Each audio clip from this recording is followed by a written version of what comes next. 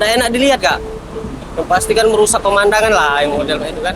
Aksi vandalisme kembali marak di berbagai fasilitas umum di Kota Palembang. Coretan-coretan tak bertanggung jawab menghiasi tembok bangunan hingga halte bus, menimbulkan keresahan masyarakat yang menganggap hal tersebut merusak keindahan kota. Pantauan di sejumlah lokasi menunjukkan adanya coretan semrawut yang tampak jelas di beberapa titik, terutama pada halte bus dan tembok fasilitas publik lainnya. Warga pun berharap ada tindakan nyata dari pemerintah guna mencegah kejadian serupa terulang kembali.